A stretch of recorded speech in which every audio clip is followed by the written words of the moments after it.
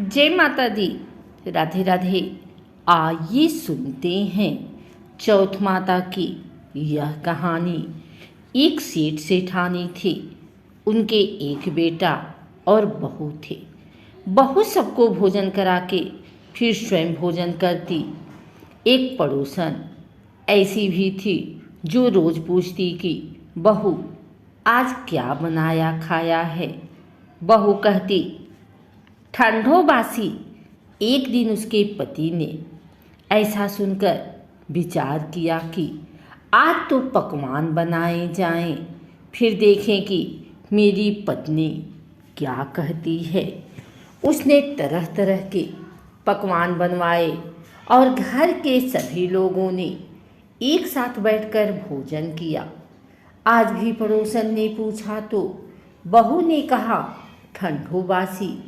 सेठ के लड़के ने सोचा हो न हो कोई बात अवश्य है जिससे कि मेरी पत्नी ऐसा कहती है।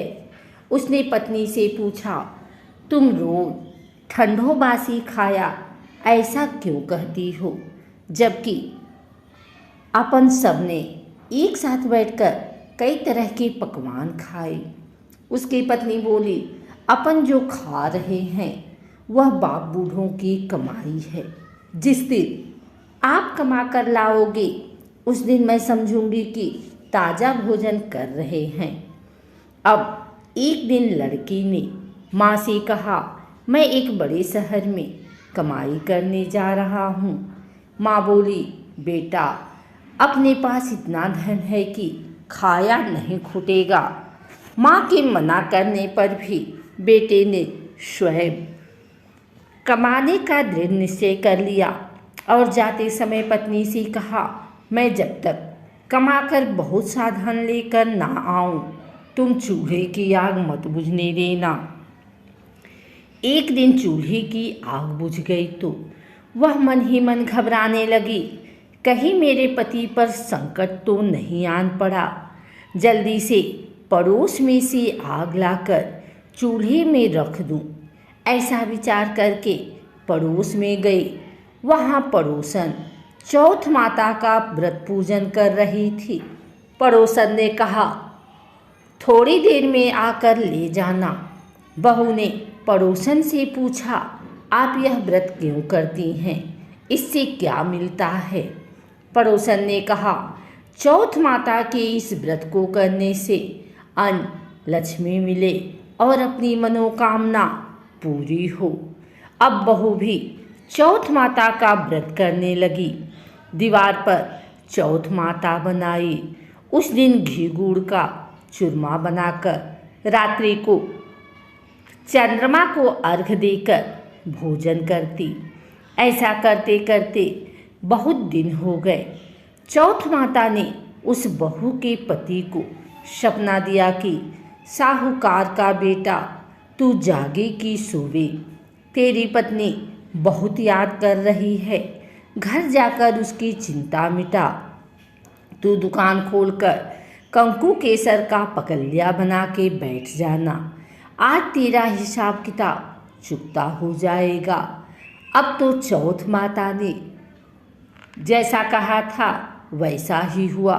उसने घर जाने की तैयारी की और गाड़ी भर के धन दौलत लेकर चल दिया।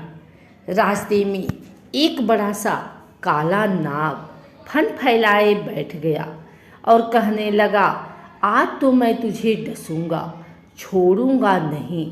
आज तेरी आयु पूरी हो गई है। सेठ ने लड़की से कहा आज चौथ माता ने मुझे सपना दिया तो मैं पत्नी से मिलने घर जा रहा हूँ। वहाँ मेरी पत्नी बहुत चिंता कर रही है। मैं उससे मिलकर जरूर आऊँगा, तब तुम मुझे डस लेना। नाग ने कहा तुम शपथ पूर्वक कहकर जाओ तो मैं तुम्हें जाने दूंगा, परंतु लौटकर नहीं आए तो तुम्हारे घर आकर मैं तुम्हें डस लूँगा। इस प्रकार सर्प को वचन देकर वह अपने घर पहुँचा। वहाँ सभी से हंसी खुशी से मिला और भोजन करके उदास होकर बैठ गया। उसकी पत्नी ने उदास होने का कारण पूछा तो पति ने काली नाग वाली बात बताते हुए कहा, यदि मैं उसके पास नहीं जाऊंगा तो वह घर आकर ही मुझे डस लेगा। पत्नी बहुत चतुर थी।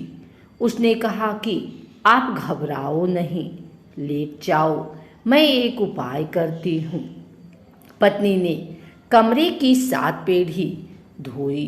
पहली पीढ़ी पर रेत, दूसरी पर इत्र, तीसरी पर गुलाल फूल, चौथी पर कंकु केसर, 5वीं पर लड्डू पेड़ा, छठी पर गादी गलीचा और 7वीं पीढ़ी पर दूध का कटोरा भरकर रख दिया। इस प्रकार वह 7 ही पीढ़ी सजाकर बैठ गई। आधी रात होते ही नाग आकर पीढ़ी चढ़ने लगा। पहली पीढ़ी पर रेत में लौट गया और कहने लगा कि सेठ की बहू ने आराम तो बहुत दिया, पर वचनों से बदकर आया हूँ सो डसूंगा अवश्य ही। इसी प्रकार 7 पीढ़ियों पर नाग आराम करता हुआ और कहता हुआ कि डसूंगा जरूर।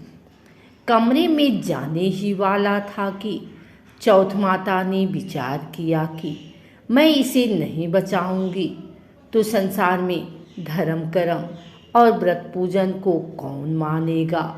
अब तो गणेश जी, चंद्रमा जी और चौथ माता ने उसे बचाने का विचार किया। चंद्रमा जी ने उजाला किया, चौथ माता ढाल बनी और गणेश जी ने तलवार लेकर नाग को मार दिया और ढाल से ढक दिया। अब बहू भी थकी हारी सो गई। दिनुगा तो लोग बेटे से मिलने आए, परंतु बेटा बहू तो उठे ही नहीं थे। बहुत देर हो गई तो माँ उन्हें उठाने गई। माँ ने 7 पीढ़ियों पर जो कुछ देखा तो बहुत घबराई और बेटा बहू को आवाज़ लगाई। बेटा बहू उठे तो देखा कि एक ढाल तलवार वहाँ पड़ी है। अब ढाल उठाई तो वही काला नाग मरा हुआ पड़ा है। बेटा बहू ने सोचा कि आज तो धर्म कर्म ही आड़े आए, जो भगवान गणेश जी और चौथ माता ने अपनी रक्षा की। हे चौथ माता, आपने जैसी सेठ के बेटे बहू की रक्षा की, वैसी सबकी रक्षा कीजो। बोलो चौथ माता की जय। अगर आपको हमारी वीडियो अच्छी लगी हो तो इसे लाइक करें, कमेंट करें, शेयर करें। हमारे चैनल को सब्सक्राइब करके बेल नोटिफिकेशन ऑल पर सेट कर लें, ताकि आगे आने वाली वीडियो सबसे पहले आप तक पहुंच सके। धन्यवाद।